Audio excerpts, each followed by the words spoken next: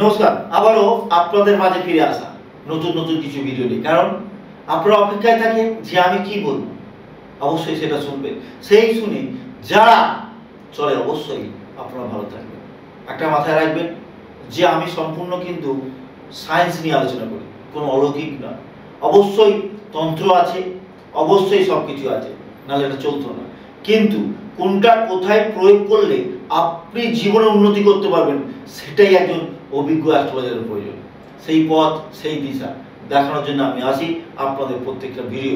অবশ্যই বারবার বলছি ভিডিওটা স্কিপ করবেন না। আমি অল্প ভিডিও করি, অনেকক্ষণ 1 ঘন্টা 2 ঘন্টা করি না, 5 মিনিটে ভিডিও করব, আপনারা দেখবেন।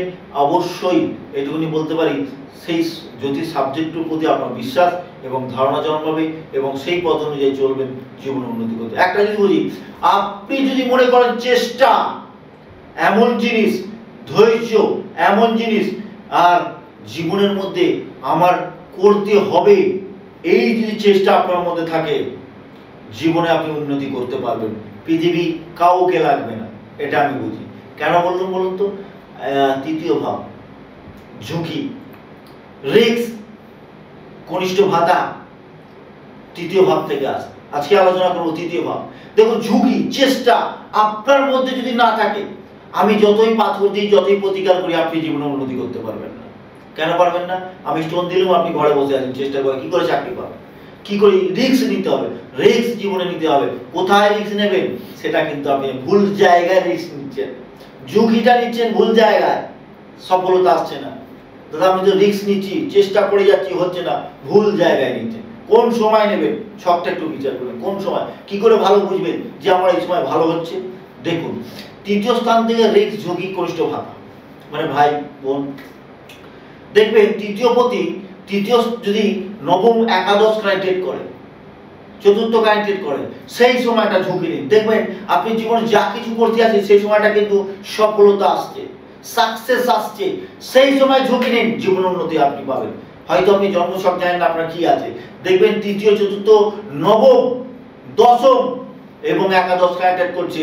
চাকরি চেষ্টা করছেন, চাকরি পাচ্ছে ছোটখাটো, ঝুঁকি নিন, দেখবেন জীবনে উন্নতি করতে পারবেন। আপনি ভালো কোনো কিছু আপনার জীবনে ধরবে, আপনার জীবনে ভাগ্য আপনার সহায়ক।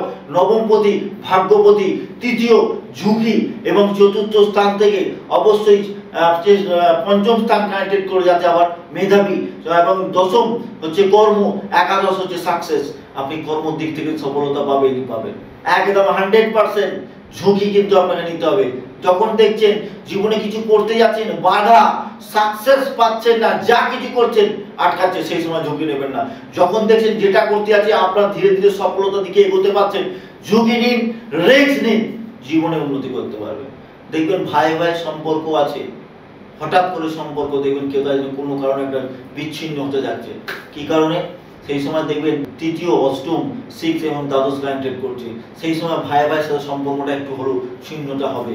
কোনো কারণে অর্থনৈতিক দিক দিতে অর্থ নিয়ে কোনো সমস্যা আসতে পারে, এরকম বিভিন্ন রকম সমস্যা আসবে।